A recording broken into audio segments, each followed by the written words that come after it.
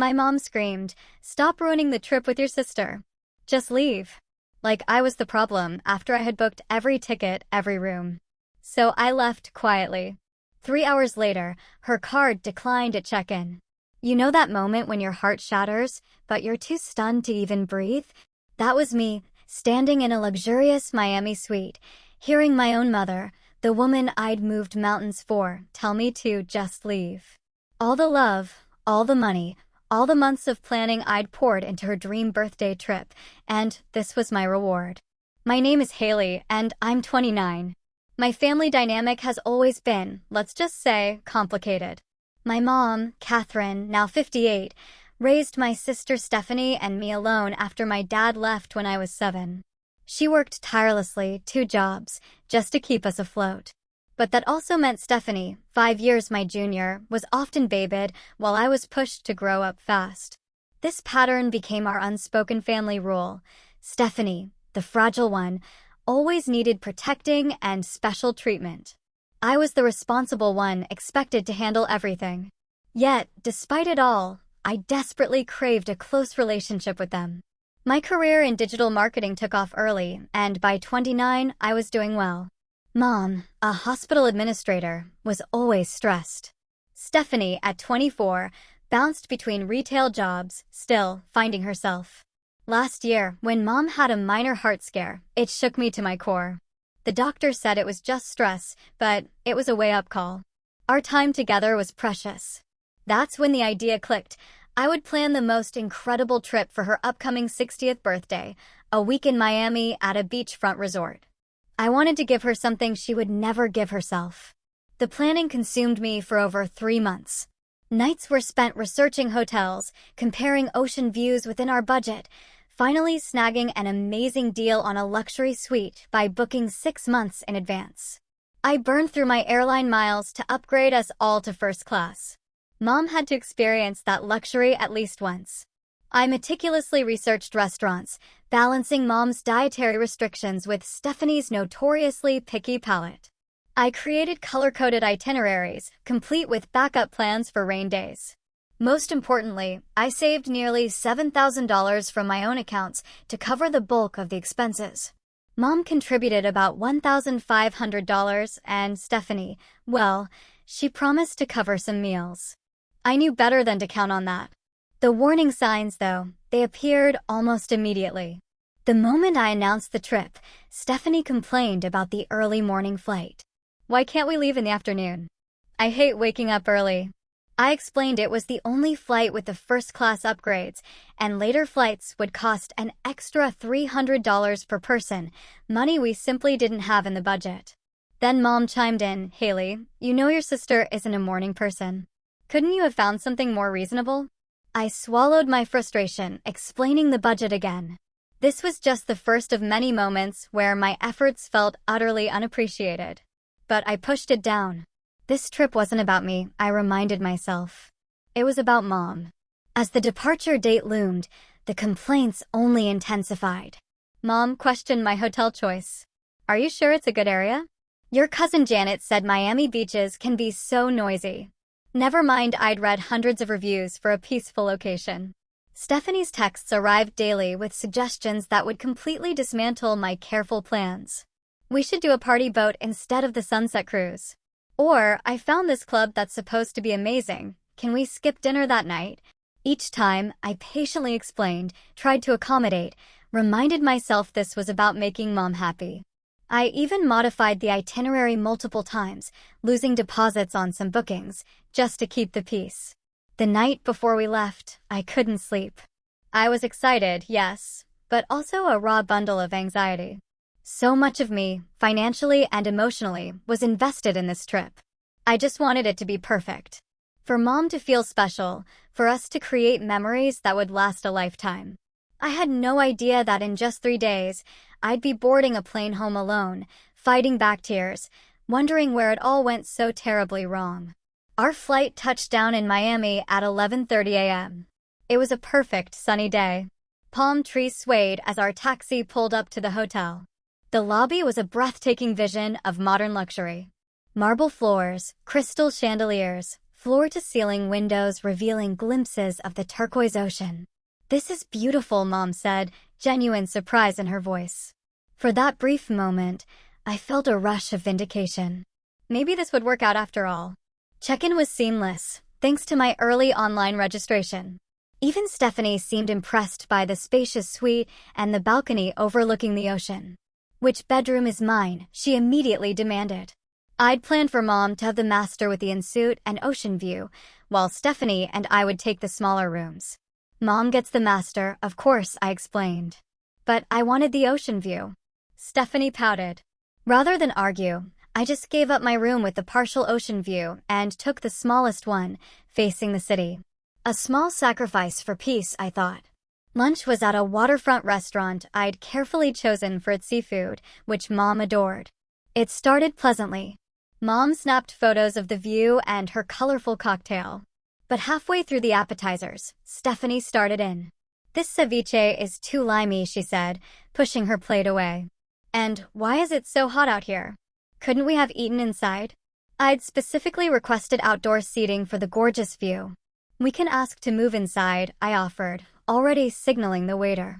Mom shook her head. "No, it's fine. Let's not make a scene. We'll just eat quickly and go." The meal I'd envisioned as a perfect start was rushed, tense. Stephanie barely touched her food. Mom kept checking her watch. Back at the hotel, I suggested we change and hit the beach. "I'm actually really tired from the flight," Mom said. "I think I'll take a nap." "Me too," Stephanie chimed in. "Plus, I need to fix my nails." The polish chipped in my suitcase. I tried to hide my disappointment. "That's fine. Dinner's at 7:30 at that Cuban place. We should leave by 7. They both nodded vaguely before vanishing into their rooms. Alone, I explored the hotel and beach by myself. The beach was everything I dreamed of: pristine white sand, clear blue water. I walked along the shore, trying to recapture my excitement, telling myself things would improve once everyone had rested. The next morning, I woke early, determined. I went down to the pool area to reserve a premium cabana. Staff said they were usually claimed by 8 a.m., so I was there at 7, ensuring we'd have shade and comfort. I ordered a fruit platter and coffee for 10 a.m., assuming they'd be up. When I returned to the room at 9:30, Mom and Stephanie were still in their pajamas, scrolling their phones. "Good morning. I got us a great cabana for today. Breakfast will be delivered at 10. Mom looked up with a frown. "Oh, I don't know if I want to sit at the beach all day. It's supposed to be very hot. Plus, those cabanas are always right next to screaming kids," Stephanie added. "Actually," I explained, "I got us one in the adults-only section, and it has misters to keep cool. I thought we could relax until lunch, then maybe do the Art Deco walking tour I mentioned." Mom and Stephanie exchanged a look I couldn't quite decipher. "I was thinking we might go shopping instead," Stephanie said. "I saw there's a mall nearby." "But the walking tour," I began, thinking of the non-refundable tickets I'd bought months ago. "Haley, it's a vacation," Mom interrupted. "We don't need to stick to a strict schedule. If Stephanie wants to go shopping, we can do your tour another day." I swallowed my objection, calculating the $75 per person I'd just lost. "Sure, shopping could be fun too," I forced myself to say. We ended up at the cabana 2 hours later than planned. The breakfast I'd ordered had been sitting out, the coffee cold. Neither Mom nor Stephanie seemed to notice or care about the wasted food or money. That evening, we had dinner reservations at an upscale restaurant I'd booked weeks in advance, requiring a credit card hold that would charge $50 per person for cancellations. As we were getting ready, Stephanie announced, "I told my friend Amber about our trip, and she wants to meet us for drinks tonight. She lives here." "You have a friend in Miami?" I asked, genuinely surprised. "When did you plan this?" "We've been Instagram friends for years," Stephanie explained casually. "She can recommend better places than the tourist traps in your itinerary." Tourist traps. That stung. But I tried to be accommodating. "We have dinner reservations at 8. Maybe she could join us for drinks after." "The reservation is for 3 people," Mom pointed out. "We can't just add another person at a fancy restaurant." "Then let's cancel and go where Amber suggests," Stephanie said, as if it were the obvious solution. "There's a cancellation fee," I explained. "And it's a really special restaurant." The chef was on Top Chef last season. So, you care more about a reservation than meeting my friend? Stephanie's voice took on that wounded tone I knew so well. Later that night, as I was in my bedroom, I overheard Mom and Stephanie talking in the living area of our suite. Haley is being so controlling, Stephanie was saying. It's like we're on her business trip with a minute-by-minute agenda. She means well, Mom replied, but her tone was tired, not defensive. But yes, it would be nice to just relax without checking what's next on the schedule. I pressed my pillow against my face, muffling the sobs that welled up. They had no idea how much research, money, and love had gone into that minute-by-minute agenda. All I wanted was to give them the perfect experience. And somehow, that made me the villain. On the morning of our second full day, I woke determined to be more flexible. If they wanted a relaxed vacation, I could adapt. I put on my brightest smile and suggested we have breakfast at the hotel's buffet. Something simple, no reservations, no time constraints. That sounds nice, Mom agreed, seemingly relieved at the lack of structure. As we filled our plates with tropical fruits and pastries, Stephanie casually dropped a bombshell. By the way, Amber is going to join us at the beach today. I told her about our cabana. I paused, a forkful of pineapple halfway to my mouth. The cabana only seats 4 comfortably, and we have all our things there. So, we can make room, Stephanie said, adding another sugar to her coffee. Don't be so selfish, Haley. Mom jumped in before I could respond. It'll be fine. It's nice that your sister has a friend here who can show us around. I bit my tongue and nodded, though internally I was recalculating the day. The cabana had cost $200, specifically chosen for our comfort. Adding another person would make it cramped, not to mention the beach attendants might object, as the occupancy was clearly stated. After breakfast, we headed back to the room to change. The plan was to spend the morning relaxing by the ocean, then take a chartered boat tour I'd booked for 2 p.m., a special experience including dolphin watching and snorkeling. It had been the most expensive activity I'd booked at $150 per person, and it was non-refundable. What time do we need to be back from the beach? Mom asked as she applied sunscreen. The boat tour is at 2, so we should leave the beach by 1 to have time to change and get to the marina, I explained. Stephanie rolled her eyes. That doesn't give us much time at the beach. Can't we reschedule the boat thing? It's non-refundable, and they were booked solid for the rest of the week, I explained patiently. It's supposed to be amazing. The reviews say they almost always see dolphins, and the reef has beautiful fish. Fine, Stephanie sighed dramatically, as if I'd suggested we spend the afternoon getting root canals. At the beach, we found Amber already waiting near our cabana. She was tall and tan, with the confident air of a local. After introductions, she immediately started telling Stephanie about a beach club that was way better than this tourist spot. We should go there tomorrow, Stephanie said excitedly. They have DJs and much better food. I reminded myself to be flexible and smiled. That could be fun. The morning passed pleasantly enough, though Amber and Stephanie dominated the conversation with inside jokes and stories about people I didn't know. Mom seemed content to sunbathe and read, occasionally joining in. At 12:45, I gently reminded everyone we needed to start packing up for the boat tour. Already? Stephanie whined. We just got comfortable. We've been here for 3 hours, I pointed out, and we need to change before the tour. About that, Amber interjected. There's this amazing restaurant on South Beach that's impossible to get into, but my friend is the hostess and can get us a table at 2. You guys should totally come instead of doing the tourist boat thing. My heart sank as I saw Stephanie's eyes light up. That sounds way better than looking at fish, she said, turning to Mom. Don't you think? Mom looked torn, glancing between me and Stephanie. Well, Haley did already pay for the boat tour. I'm sure they'd refund it if you explained, Amber said confidently, though she had no basis for this assumption. They won't, I said firmly. I checked their cancellation policy very carefully. It's 100% non-refundable within 48 hours. So, you're making us all go on this boring tour because you're worried about money? Stephanie's tone was accusatory. It's not boring. It has hundreds of 5-star reviews, I defended. And yes, $450 is a lot of money to throw away. The argument continued back at the hotel room as we changed. In the end, a compromise was reached. Mom and I would go on the boat tour while Stephanie went to lunch with Amber. It wasn't ideal, but at least the money wouldn't be completely wasted. The boat tour, when we finally got there, turned out to be magical. We saw a pod of dolphins playing in the boat's wake, snorkeled among colorful fish, and the guides were knowledgeable and friendly. For a few hours, with Stephanie's negativity absent, Mom actually relaxed and enjoyed herself. Her genuine smile warmed my heart. "This was wonderful, Haley," she admitted as we headed back to shore. "I'm glad we didn't cancel." That moment of connection gave me hope that the trip could still be salvaged. But when we returned to the hotel, we found Stephanie sprawled on the couch, scrolling through her phone. "How was lunch?" Mom asked.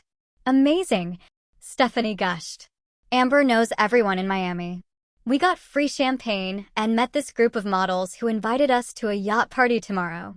"Tomorrow is the Everglades airboat tour," I reminded her. "Another non-refundable booking." "Yeah, I'm not doing that," Stephanie said dismissively. "Amber says those tours are total tourist traps. The yacht party will be much more fun." I felt a headache forming behind my eyes. "Stephanie, I understand you want to hang out with your friend, but we came here for a family vacation for Mom's birthday. And Mom wants me to have fun, right?" Stephanie looked to our mother for backup. Mom sighed. "I don't want to come between you two. Can't we find something we'd all enjoy?" Before I could respond, my phone dinged with a credit card alert. I opened it to find a charge from the hotel spa for $340. I hadn't visited the spa. "Did either of you go to the spa today?" I asked, already suspecting the answer. "Oh yeah," Stephanie said casually. "Amber and I got massages after lunch." "I put it on your card since you're handling all the vacation expenses anyway. I figured you wouldn't mind since you're so concerned about us enjoying ourselves." I stared at her, momentarily speechless. "You used my credit card without asking me?" "Don't make a big deal about it," Stephanie rolled her eyes. "You can afford it with your fancy marketing job. Think of it as your contribution to my vacation enjoyment." "My contribution?" I finally lost my cool. "I paid for the flights, the hotel, all the activities. I've been planning this trip for months. What exactly have you contributed besides complaints?" "There you go again, making everything about money." Stephanie shot back. "Not all of us have high-paying jobs, Haley. Some of us are still figuring things out." "Girls, please," Mom intervened. "Let's not fight. Stephanie, you should have asked before using your sister's card." "Haley, I'm sure your sister will pay you back." We both knew she wouldn't. That night, while Mom and Stephanie got ready for dinner, I stepped onto our balcony alone. The sun was setting over the ocean, painting the sky in brilliant oranges and pinks.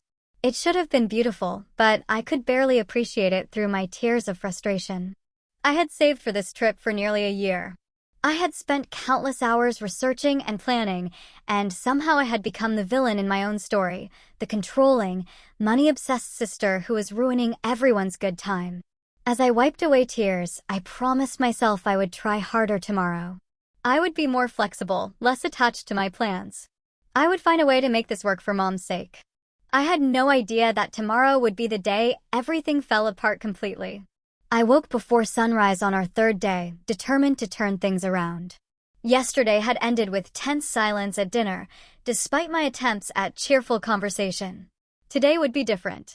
I quietly left the suite and went to the hotel's concierge. I explained I wanted to arrange a special birthday breakfast for my mother. The kind concierge, Luis, helped me arrange a private breakfast on our balcony. Fresh fruit, pastries, gourmet coffee, and champagne for mimosas. I added a small bouquet of Mom's favorite flowers and a birthday card. When I returned, Mom and Stephanie were still sleeping. I set up the surprise, arranging everything perfectly. When they finally emerged around 9 a.m., I led them outside. "Happy early birthday breakfast, Mom," I said, hoping the gesture would reset the trip's tone. Mom seemed genuinely touched. "This is lovely, Haley." "Thank you." For a brief moment, as we sipped mimosas and watched the ocean, it felt like the vacation I had envisioned. Then Stephanie's phone chimed. "Amber says the beach club I told you about has a special event today," she announced. "We should definitely go." She can put us on the VIP list. I had booked a different beach club for today, one known for its tranquil atmosphere and excellent service, specifically because Mom had mentioned wanting a relaxing beach day. I already made arrangements at Laya Beach Club, I explained. They're holding a cabana for us and I've paid the deposit. But this one Amber suggested is where all the celebrities go. Stephanie insisted. It would be so much cooler. I don't care about celebrities, Mom interjected, surprising us both. But I trust Stephanie's friend knows the good places. Can we change the reservation, Haley? I felt that familiar sinking feeling. Another deposit lost, another carefully made plan discarded. But I had promised myself I would be flexible. I'll call and see, I said, forcing a smile. The original beach club wouldn't refund my $150 deposit. Of course. I called Amber's suggested place and learned their VIP cabanas cost $500 for the day, with a minimum spend of another $300 on food and drinks. When I mentioned this, Stephanie waved away my concerns. It's totally worth it. The people watching alone is amazing. I didn't bother pointing out that this would blow our entire day's budget. What was the point?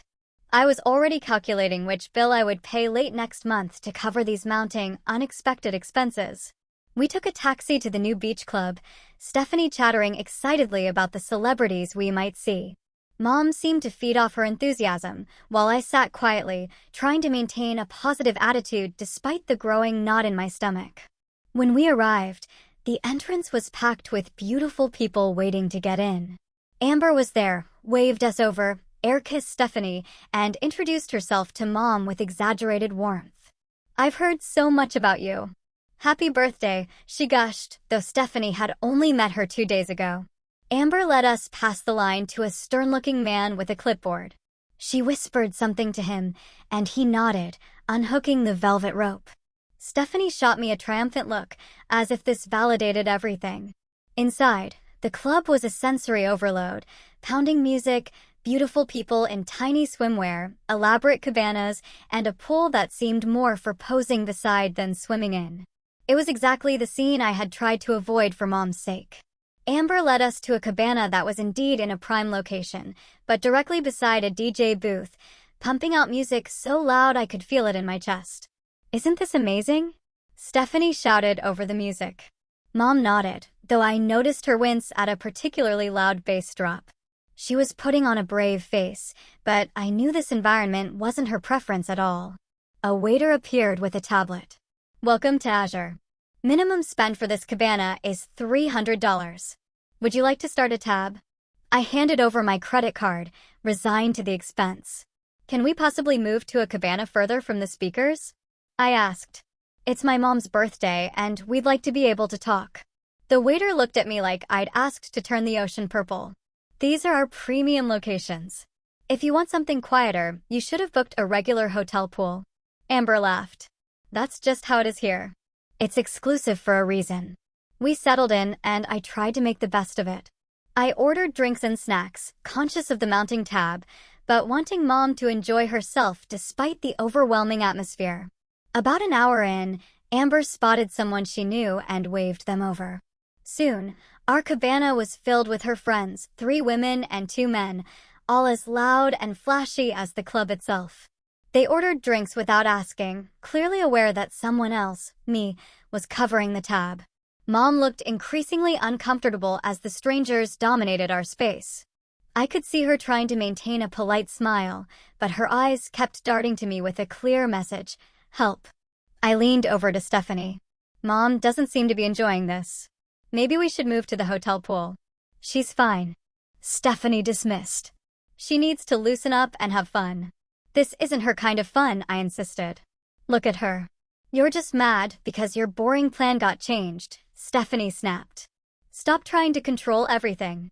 One of Amber's male friends overheard and smirked.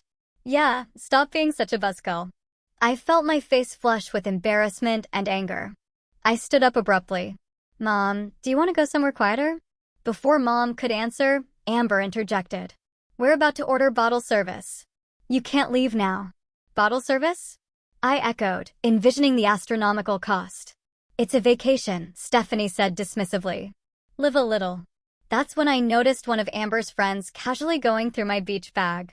She pulled out my sunscreen, used it, and tossed it aside without asking. "Excuse me," I said, reaching for my bag. "Those are my things." "Sharing is caring," the woman laughed, already digging for something else. I pulled my bag away, accidentally knocking over her drink in the process. The glass shattered on the concrete. "What the hell?" she exclaimed, jumping up as if I'd done it deliberately. Suddenly, everyone was staring at me. Amber, her friends, Stephanie, and Mom, all with varying degrees of shock and annoyance. "I'm sorry about the glass, but she was going through my personal belongings without permission," I explained, my voice shaking slightly. "It's not a big deal, Haley," Stephanie hissed. "Why are you making a scene?" "A scene?" I repeated, incredulously. "These strangers are invading our family vacation, going through my things, running up a tab on my credit card, and I'm making a scene?" Mom stood up, clearly mortified by the developing argument. "Haley, please. People are staring." "I don't care." I finally snapped. "I spent months planning this trip. I saved for a year to give you a special birthday. I researched everything to make it perfect. And what thanks do I get? Stephanie invites strangers, changes all the plans, uses my credit card without permission, and you take her side every single time." The music seemed to dim as my voice rose. Nearby cabanas full of beautiful people were indeed watching our family drama unfold with undisguised interest. Mom's face flushed dark red. She grabbed my arm and pulled me aside behind the cabana, where we had a moment of relative privacy. "You are embarrassing me," she whispered furiously. "This whole trip you've been rigid and controlling, making Stephanie feel bad about wanting to have fun her way. Her way is costing me thousands of dollars I didn't budget for." I protested. "And it's not even what you wanted. You hate loud music and crowds. This was supposed to be a relaxing beach vacation for your birthday, not a party scene for Stephanie and her Instagram friend." Mom's expression hardened in a way I rarely saw. "Stop ruining the trip with your sister. Just leave." The words echoed in the sudden silence that seemed to fall around us. I stepped back, feeling as if I'd been slapped. From behind Mom, I could see Stephanie watching with a mixture of shock and what looked horribly like satisfaction. "Fine," I said quietly, gathering my dignity around me like armor. "I'll leave." I turned and walked away, not looking back, even as I heard Mom call my name once, uncertainly. I didn't trust myself to speak without breaking down completely. As I passed through the club entrance, the stern bouncer gave me a surprisingly sympathetic look. Perhaps he'd seen this kind of family drama play out before in this playground for the beautiful and privileged. Outside, I took a deep breath of air that wasn't heavy with perfume and pretension. Then I hailed a taxi and directed it back to our hotel, my mind already calculating what I needed to do next. The hotel room was quiet and cool when I returned, a stark contrast to the chaotic beach club I'd just left. I stood in the center of the living area for a moment, looking at our shared space. Stephanie's clothes strewn across furniture, Mom's reading glasses and novel on the coffee table, my carefully organized travel documents in a folder by the TV. I moved to my small bedroom and pulled out my suitcase. With methodical precision, I began packing my belongings. Each item folded neatly, each toiletry sealed and secured. The physical tasks helped keep my emotions at bay, though occasionally I had to pause when a wave of hurt threatened to overwhelm me. I wasn't acting out of pure emotion. A calm, rational part of my brain had made this decision. Mom had asked me to leave, and I was respecting her wishes. The fact that it also protected what remained of my self-respect was a necessary bonus. As I packed, I made a mental inventory of all the reservations and arrangements I had made for the remainder of their trip. 3 more days of activities, meals, and experiences I had carefully selected. I couldn't just disappear without ensuring they could still access everything I had paid for. At the hotel desk in our room, I found a notepad. I wrote a detailed note explaining where to find all the reservation confirmations, which were stored in my email, but also printed in the travel folder. I listed the remaining activities by day with confirmation numbers and contact information. I included the names of the hotel staff I had built relationships with who could help them if needed. I read over the note, making sure my handwriting was legible despite my shaking hands. No accusations, no emotional language, just facts and information they would need. I placed it prominently on the coffee table where they would see it upon returning. Next, I went down to the front desk and spoke with the concierge, Luis, who had helped me with the birthday breakfast just hours earlier. "Is everything all right, Miss Walker?" he asked, noting my red-rimmed eyes with concern. "There's been a change of plans," I explained, keeping my voice steady. "I need to return home early, but my mother and sister will be staying for the duration. Could you please ensure that all the arrangements I've made for them remain accessible?"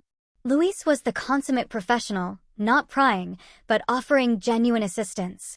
He updated the room information so that Mom could charge expenses without my presence, confirmed all my prepaid reservations would be honored, and even arranged for a birthday amenity to be delivered to the room on Mom's actual birthday 2 days hence. "And could you recommend a good flight booking service?" I asked. "I need to arrange a return flight as soon as possible." Luis directed me to the business center, where I was able to book a flight leaving that evening. It cost far more than I had budgeted for another financial hit on top of everything else, but I couldn't stay another night. Not after what had happened. Back in the room, I checked my bank app and transferred the remaining spending money I had budgeted for the trip to Mom's account. She wouldn't be left stranded financially, even though my own account was now dangerously low. I took one last look around the luxury suite that was supposed to have been the setting for our perfect family reunion. From the balcony, I could see the ocean stretching to the horizon, beautiful and indifferent to human dramas. I allowed myself exactly 1 minute to stand there, feeling the breeze and acknowledging what I was losing by leaving. Then I closed the balcony door, picked up my suitcase, and left. In the lobby, the same bellhop who had greeted us so cheerfully 2 days ago helped me get a taxi to the airport. As we pulled away from the hotel, I finally turned my phone back on and sent a single text to Mom. "As requested, I'm leaving. All reservations are still valid. Enjoy the rest of your trip." Then I turned off notifications and stared out the window as Miami's glittering coastline slipped past. The Uber driver, sensing my mood, mercifully didn't attempt conversation. At the airport, everything passed in a blur. Security, the overpriced sandwich I couldn't taste, the waiting area full of families and couples embarking on or returning from their own vacations. I wondered how many of them were having the perfect trips I had imagined for us. When I finally boarded the plane and settled into my economy seat, a far cry from the first-class experience I had arranged for our arrival, exhaustion hit me all at once, physical and emotional. As the plane took off, lifting away from the city where I had left my family and thousands of dollars worth of prepaid experiences, I finally allowed the tears to come. The middle-aged woman in the seat beside me pretended not to notice, offering me a tissue without comment. Small kindnesses from strangers sometimes hurt the most. By the time we reached cruising altitude, I had cried myself into a state of numb emptiness. I declined the flight attendant's offer of a drink and closed my eyes, not expecting sleep, but needing to shut out the world for a while. Somewhere over the darkened landscape of America, it occurred to me that this was the first decision I had made in months that wasn't calculated to please my mother or accommodate my sister. It had been purely for my own well-being. The realization didn't make me feel better exactly, but it felt significant nonetheless. My apartment felt smaller and emptier than I remembered when I unlocked the door just after midnight. Everything was exactly as I had left it 4 days ago, yet it felt like returning to a different life entirely. I dropped my suitcase in the entryway and moved through the dark rooms without turning on lights. In my bedroom, I didn't bother unpacking or even changing clothes. I simply fell onto my bed, fully dressed, and finally surrendered to the emotional and physical exhaustion. When I woke the next morning, disoriented and still wearing yesterday's clothes, the reality of what had happened hit me. I was supposed to be in Miami with my family for 3 more days. Instead, I was alone in my apartment, having walked away from thousands of dollars in non-refundable reservations, and more painfully, from the dream of what that trip was supposed to have been. I checked my phone. It was just after 10 a.m., and I had 17 missed calls, 12 from Mom, 5 from Stephanie, and numerous text messages. I wasn't ready to read or listen to any of them. I silenced my phone again and set it aside. The quiet of my apartment, usually a comfort after busy work days, now felt oppressive. I turned on music, took a shower, and tried to establish some normalcy by making coffee and toast, though I had little appetite. As the day progressed, I found myself moving between moments of clarity and confidence in my decision, and waves of doubt and guilt. Had I overreacted? Should I have stayed and tried harder to make things work? Was I being petty about money when family was what really mattered? Then I would remember how it felt to hear my mother tell me to leave, to see the look on Stephanie's face, and my resolve would strengthen again. I deserved better than to be treated as an ATM and personal travel agent whose feelings and preferences didn't matter. Around 4 p.m., about 24 hours after I had walked away from the beach club, my phone began ringing again. This time it was Jessica, my best friend. I hesitated, then answered. "Hey," I said, my voice rough from disuse. "Haley, are you okay? Aren't you supposed to be in Miami?" Jessica sounded concerned. "I hadn't told anyone about leaving early." "How did you know something was wrong?" "Your mom called me," Jessica explained. "She said she's been trying to reach you since yesterday and was worried." The fact that Mom had tracked down my friend's number instead of respecting my obvious need for space irritated me, but I tried to keep it from my voice. "I'm fine. I just needed some time alone." "What happened? Do you want to talk about it?" I surprised myself by telling her everything. The months of planning, the immediate tension upon arrival, Stephanie's friend and the constant changes, and finally, the awful scene at the beach club. "So I left," I concluded. "Mom told me to leave, and I did." There was a long silence on the other end of the line. Then, Jessica said simply, "I'm coming over with wine." An hour later, Jessica arrived with not just wine, but also takeout from my favorite Thai restaurant and a pint of chocolate ice cream. We sat on my living room floor, eating pad Thai straight from the containers, while I showed her the increasingly frantic texts from Mom and Stephanie. The first messages from Mom, sent about 3 hours after I left, were angry. "I can't believe you would be so selfish and dramatic. You've ruined this trip with your tantrum." Then they had shifted to confusion. "Where are you? Are you coming back to the hotel?" By late evening, they had turned to concern. "Haley, please answer. We're worried about you, at least let us know you're safe." Stephanie's messages followed a similar pattern, though with less concern and more blame.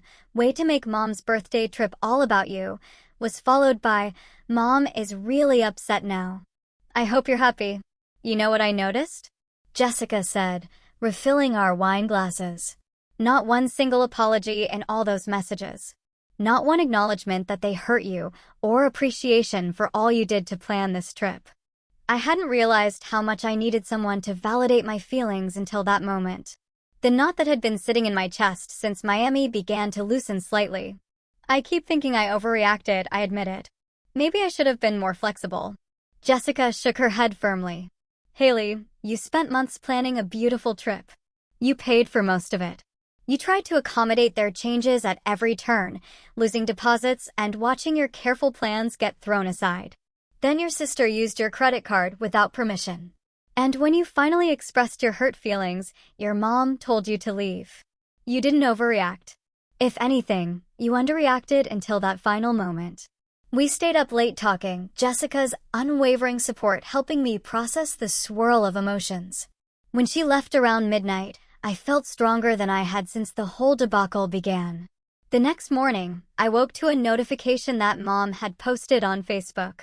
Curious despite myself, I logged in to see several photos from the trip, captioned, "Wonderful Miami vacation for my birthday with Stephanie. Missing Haley, who had to leave early for work. Wish you were still here with us, honey." The complete fabrication about why I had left caught me off guard.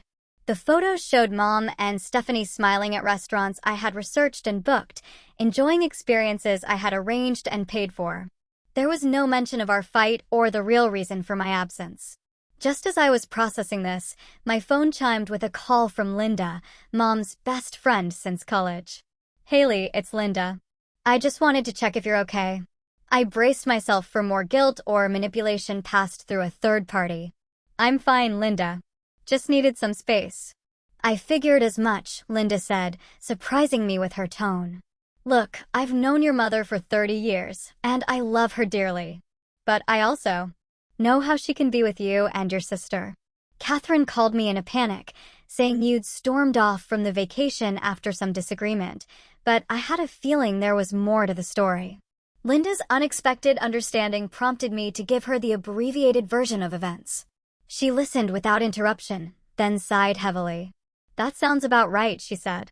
Your mom called me last night practically in tears because she and Stephanie couldn't figure out how to use the dinner reservations you'd made. Apparently, the restaurant couldn't find the booking at first because it was under your name. Then this morning, she called again because they couldn't find the confirmation for some boat tour. I felt a flicker of vindication.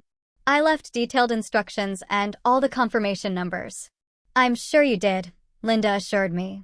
But you know your mom and technology, and Stephanie has never been one to handle details.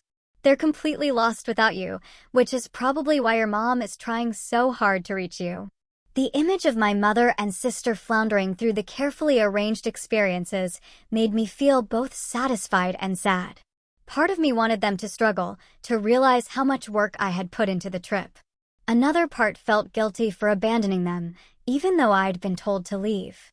They'll figure it out, I said, more to convince myself than Linda. Maybe, Linda said doubtfully. But that's not really why I called. I wanted to make sure you're taking care of yourself. Your mom and Stephanie can be a lot to handle, and you've always been the one who accommodates everyone else. Her understanding brought fresh tears to my eyes. I'm trying to. Good. And Haley, whatever happens when they get back, remember that you deserve respect and appreciation, especially from family. After Linda's call, I decided to check social media again. Stephanie had posted several stories on Instagram. Poolside selfies, drinks with Amber, a video of Mom awkwardly dancing at what looked like a restaurant. They appeared to be enjoying themselves without me, which hurt despite being exactly what I expected. But then I noticed something in the background of one of Stephanie's photos. Mom was sitting at a beach bar, staring off into the distance with an expression of such profound sadness that it stopped me cold. It wasn't the face of someone having a wonderful time. That evening, 5 days after I had left Miami, I was making dinner when my doorbell rang. I wasn't expecting anyone, and for a moment, I considered not answering, but curiosity won out.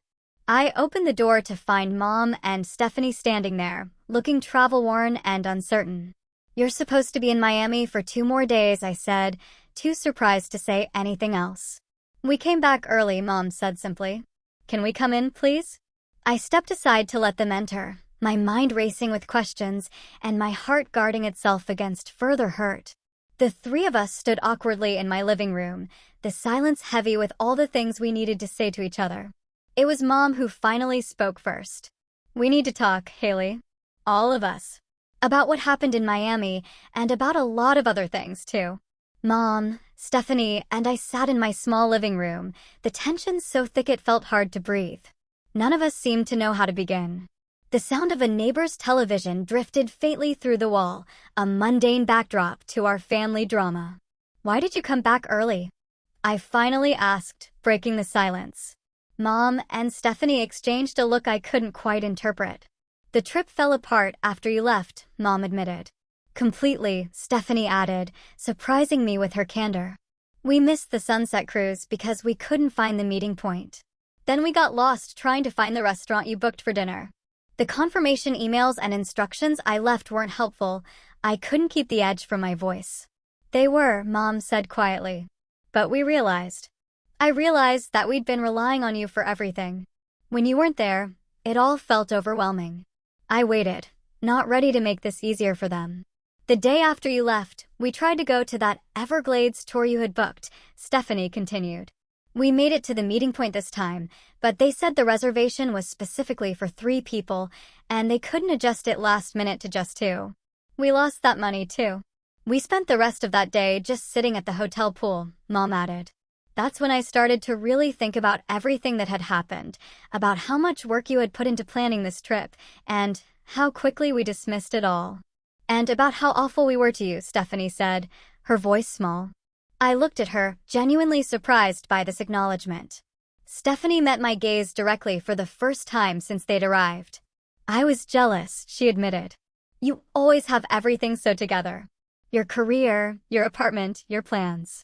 I invited Amber to the trip because I wanted to seem cool and connected, too. I didn't think about how it would affect the vacation you planned. And I enabled her, Mom added. I've always worried so much about Stephanie feeling left out or less successful that I've overlooked how unfair that is to you. I felt tears threatening, but held them back. You told me to leave, I said to Mom. The hurt still raw. After everything I did to make that trip special for you, you told me to leave. Mom's face crumpled. I know. I was embarrassed about making a scene, and I lashed out at the wrong person.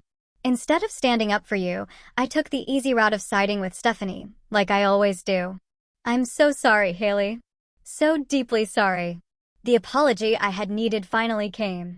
And with it, the tears I'd been holding back. Do you know how much that hurt? To be dismissed like that after all the time and money and love I put into that trip. We don't deserve your forgiveness, Mom said, her own eyes filling with tears. But we're here to ask for it anyway. Stephanie nodded, looking more humble than I'd ever seen her. And to tell you that we're going to try to do better, starting with paying you back for the trip. I don't care about the money, I said automatically, though part of me definitely did. We know, Mom said. But it's about respect and accountability. We're going to pay you back, and we're going to work on the deeper issues, too. We talked for hours that night, peeling back layers of family dynamics that had been forming since childhood. Mom admitted that she had always expected more from me because I seemed more capable, while protecting Stephanie from consequences because she seemed more fragile. Stephanie acknowledged that she had exploited this dynamic, playing the baby of the family when it suited her. I shared how this had made me feel unappreciated, taken for granted, and often lonely in my role as the responsible one. It wasn't an easy conversation. There were more tears, some raised voices, and moments when old defensive patterns threatened to derail us. But something had fundamentally changed. For the first time, we were actually listening to each other. 2 weeks later, the three of us had our first session with a family therapist. It was Mom's idea, surprising both Stephanie and me. We need help to break these patterns, she had said. I don't want to lose either of my daughters because I couldn't figure out how to be fair to both of you. The therapy wasn't easy. It brought up painful truths and required all of us to examine behaviors we'd rather have left unquestioned. But it was also healing in ways I hadn't expected. Mom started treating me and Stephanie as equals, both in her expectations and her affection. Stephanie began taking more responsibility for her choices and their consequences. And I learned that I could state my needs and boundaries without feeling guilty.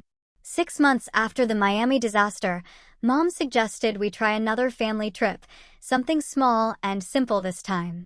We decided on a weekend at a lakeside cabin just a few hours' drive away. The planning was collaborative, with clear agreements about costs and responsibilities. Stephanie actually handled the food planning and shopping, taking the task seriously in a way she never had before. That weekend wasn't perfect. Old habits occasionally surfaced, but now we had tools to recognize and address them. We had one minor argument about activity plans. But instead of it escalating into a major conflict, we were able to talk through it respectfully.